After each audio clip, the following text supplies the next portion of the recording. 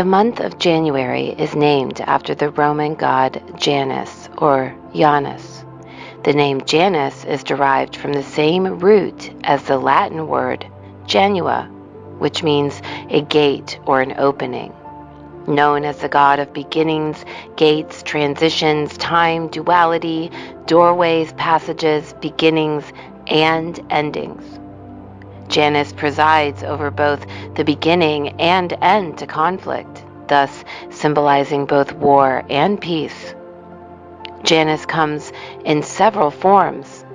In the two-headed form, he is known as Ionas Bifrons, meaning two.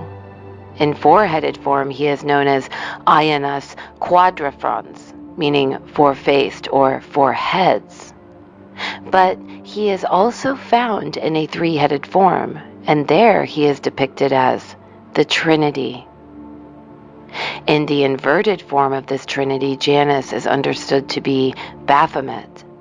For in the third and fourth density, all symbols have inversions, as these are the densities as well of duality.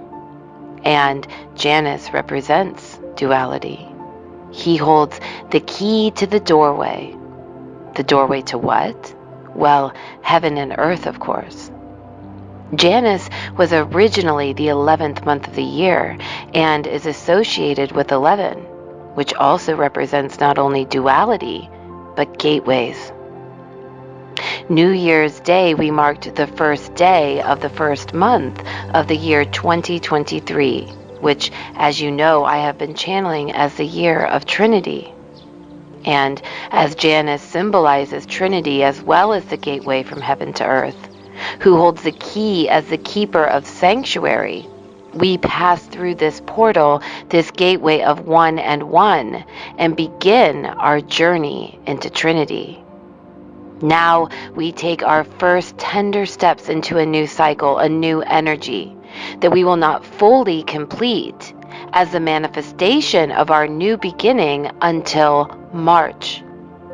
March, the spring solstice in the north, the beginning of our zodiac wheel, the end of the cycle brought forth during eclipse season, which occurred in the month of 11, the time of death and rebirth, symbolized by Janus.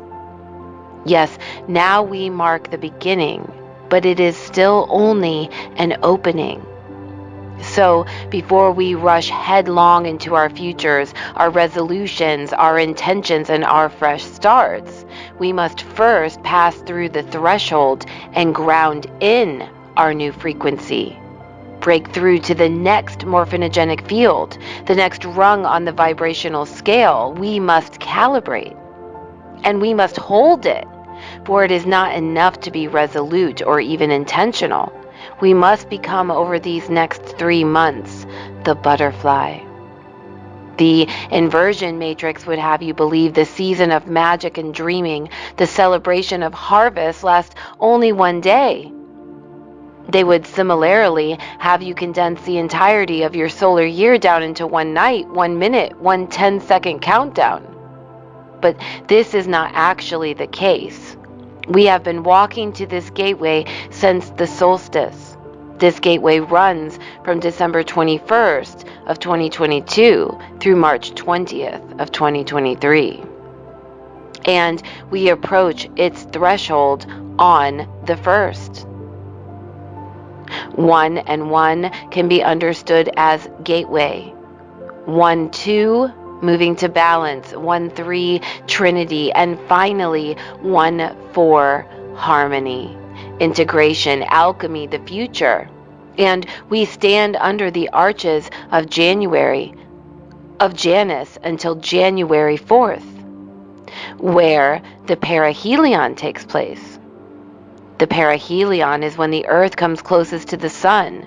We know from tethering that the sun represents our future. The sun is the source of consciousness on this planet. The sun will be closest, our future burning brightest, on January 4th.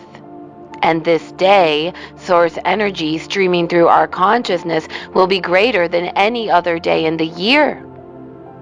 Now, this, my beautiful souls, is the day to set your intentions, to think of the future, to pull down from the ether how your bright new beginning in March will be manifested. This is a day when Janus holds out the keys in his hands. And what does it unlock? But the higher heart chakra, the gateway to heaven and earth, the Trinity. And who better to deliver this cosmic kiss of Trinity than Trinity itself? And as we unlock the higher heart chakra and gaze at our bright future dawning, we take it in and simultaneously let it go. For just 2 days later, a full moon on January 6th, which coincides with the 12th night, the end of Christmas, and the ushering in of Epiphany, the resurrection. And we too will be resurrected. We will cut ties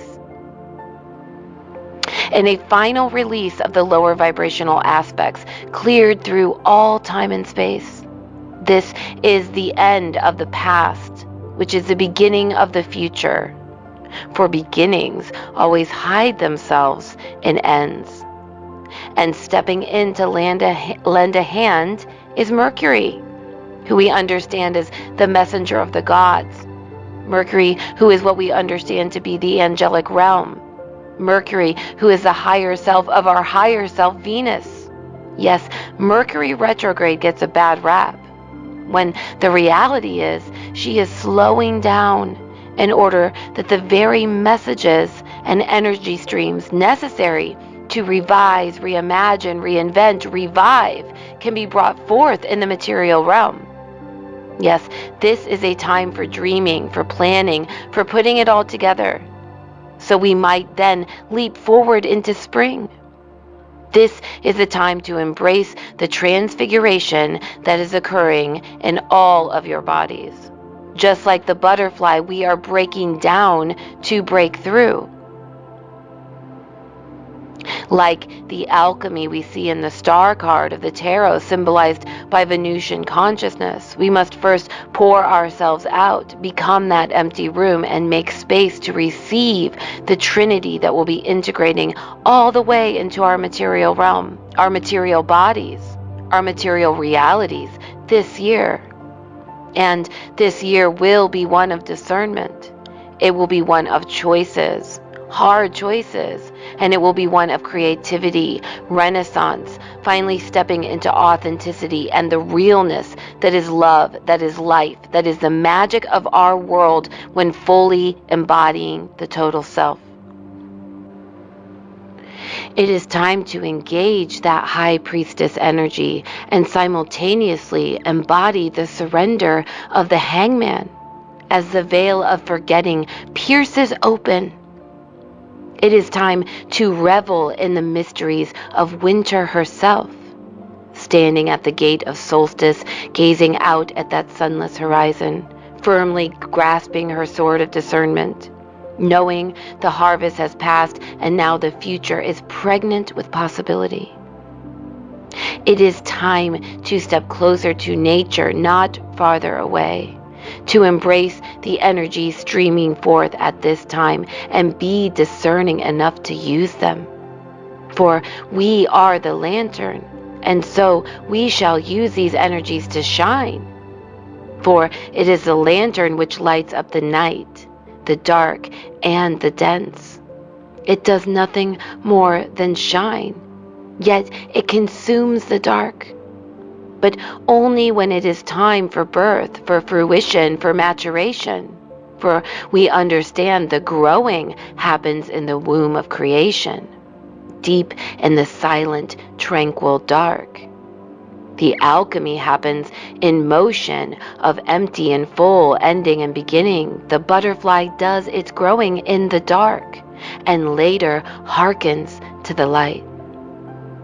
January, a celebration of Janus, of duality, of Trinity, an understanding of both light and dark alike, a time for dreaming, a tale just beginning, a doorway, a bardo, an opportunity to see past the veil of forgetting and the illumination of Christ consciousness shining through the lanterns of our hearts.